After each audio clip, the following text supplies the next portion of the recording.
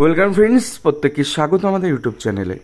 যে সমস্ত ভিউয়ার্সরা প্রথমবার চ্যানেলটি দেখছেন তারা অবশ্যই চ্যানেলটিকে সাবস্ক্রাইব করে দেবেন এবং চ্যানেলের পাশে থেকে বেল আইকনটি প্রেস করবেন, যাতে এই ধরনের খবরাখবর সবচেয়ে আগে সবচেয়ে দ্রুত আপনাদের কাছে পৌঁছে যায়।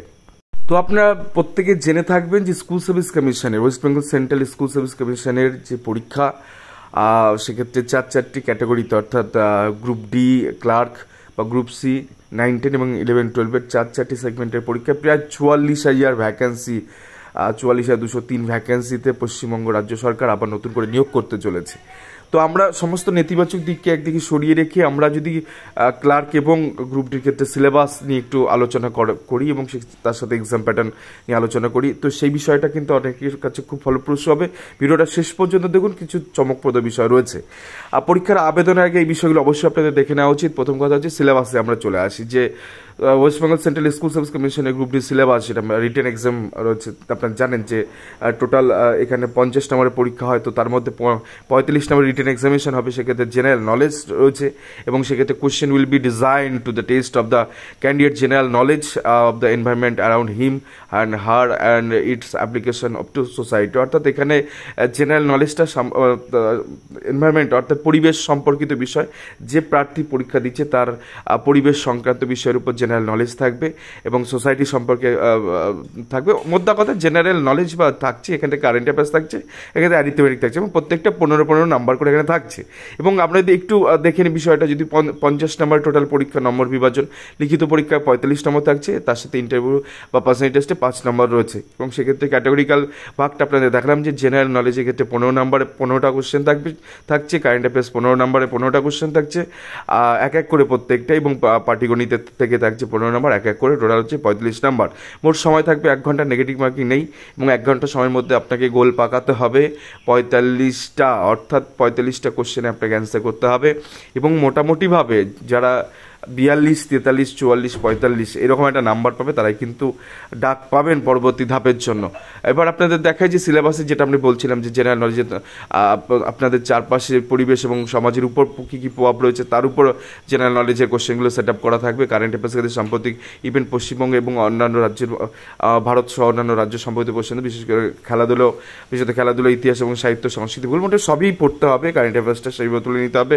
পাটিগণিতের ক্ষেত্রে সরলীকরণ, দশমিক, লসাগু, গড়, অনুপাত, সমানুপাত, শতকরা, লাভ ক্ষতি, ছাড়, দেন সরল সুদ, সময় কার্য, সময় ও দূরত্ব ইত্যাদি। এছাড়া আরও কিছু থাকে, নৌকা স্রোত, এই ধরনের কোশ্চেন আপনাদের পড়ে দিতে হবে। অর্থাৎ পাটিগণিতের যে সেগমেন্টটা থাকছে সেটা টোটালটাই কিন্তু কভার আপ করতে হবে। কারেন্ট অ্যাফেয়ার্সের জন্য বেশ খানিকটা এগিয়ে রাখতে হবে এবং জেনারেল নলেজ সম্প্রতি যা যা আছে টোটালি থাকবে। আমরা কী কী কোশ্চেন প্রিভিয়াস ইয়ারে এসেছিলো সেটা নিয়ে আমরা খুব দ্রুত ভিডিও বানাবো। তো এইটা মোটামুটি গ্রুপ ডি সিলেবাস। তো এটা বুঝতেই পারছেন যে এই বিষয়গুলোতে আপনাদের টোটালি থরলি পড়াশোনা করতে হবে। দেন পরবর্তী চলে আসি গ্রুপ সির ক্ষেত্রে বা ক্লার্কের ক্ষেত্রে জেনারেল অ্যাওয়ারনেস, জেনারেল নলেজ সেটা সেই একই রকম রয়েছে, 15 নম্বর, কারেন্ট অ্যাফেয়ার্স 15 নম্বর, ইংলিশের ক্ষেত্রে 15 নম্বর এবং অ্যারিথমেটিকের ক্ষেত্রে 15 নম্বর, কিছু জিনিস এখানে বাড়ানো হয়েছে। তো মোদ্দা কথা এই যে প্যাটার্নে, অর্থাৎ ওখানে আমরা দেখলাম গ্রুপ ডি ক্ষেত্রে 45 নম্বরের রিটেন এক্সামিনেশন হচ্ছে এবং এগুলো ওএমআর বেসড পরীক্ষা, ওএমআরে গোল পাকাতে হবে। আর এক্ষেত্রে যদি আপনারা দেখেন যে গ্রুপ সির ক্ষেত্রে যেটা রয়েছে সেটা হচ্ছে 60 নম্বরের বেস, ওটাতে এটা 60 নম্বর লিখিত পরীক্ষা, ওটাতে 35 নম্বর লিখিত পরীক্ষা গ্রুপ ডির ক্ষেত্রে। আর ওটার ক্ষেত্রে ফুল স্ট্রাকচার 50 নম্বর। এখানে কিন্তু আবার একটু হালকা ধরন বদলাচ্ছে, তার কারণ হচ্ছে শুধুমাত্র লিখিত পরীক্ষায় যারা পাস করবেন তারপরে শুধুমাত্র ইন্টারভিউ নয়, এর সাথে কিন্তু দুটো জিনিস অ্যাড হচ্ছে। একটা হচ্ছে আপনাদের দেখাই, একটা হচ্ছে এর সাথে একাডেমিক কোয়ালিফিকেশান, যেটা মাধ্যমিকের উপর বেস করে থাকবে 10 নম্বর, আর একটা টাইপিং টেস্ট এবং কম্পিউটার দক্ষতা 25 নম্বর, সেটা 25 নম্বর থাকছে এবং ইন্টারভিউ বা পার্সেন্টেজ 5 নম্বর। টোটালি 100 নম্বরের পরীক্ষা।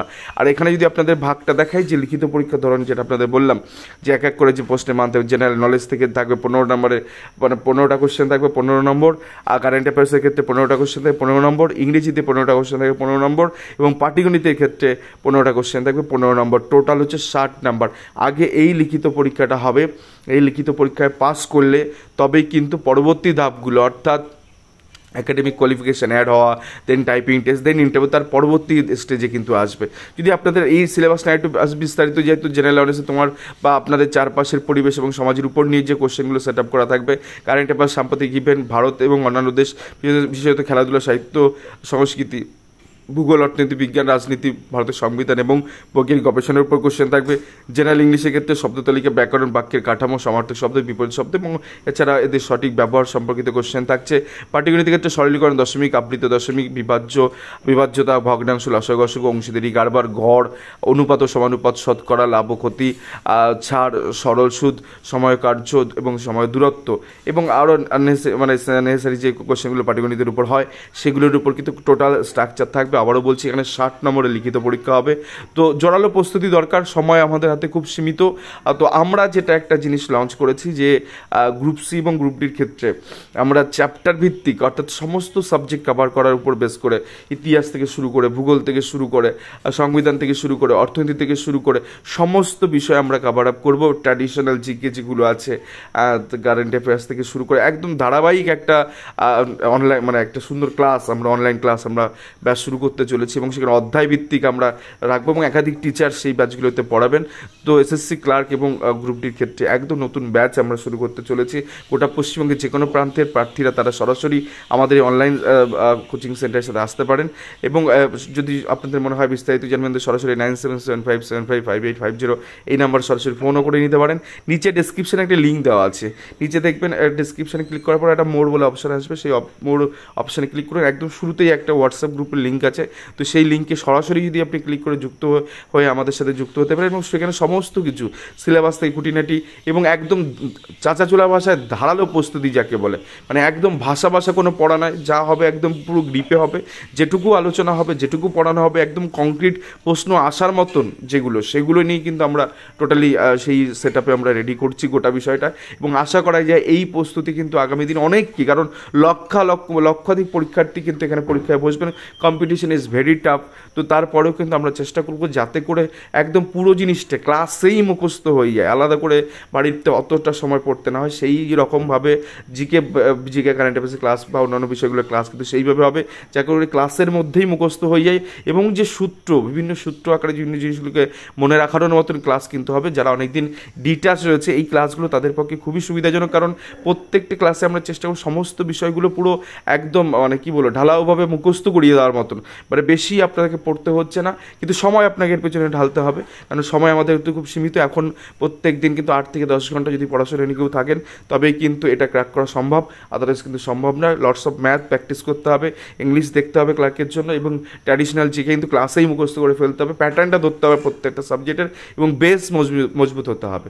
যদি গ্রাউন্ড ঠিকঠাক রিয়েলিটি যদি মজবুত না হয় তাহলে কিন্তু মুশকিল। বুঝে পড়তে হবে, অগোছালোভাবে শুধু মুখস্থ করলে কিন্তু মাথায় থাকবে না। তো সূত্র আকারে বিভিন্ন জিনিসগুলো মাথায় ঢুকিয়ে দেওয়া হবে এবং সুন্দর করে এই ক্লাসগুলো শুরু হবে। ধন্যবাদ। এই ছিল গুরুত্বপূর্ণ ভিডিও।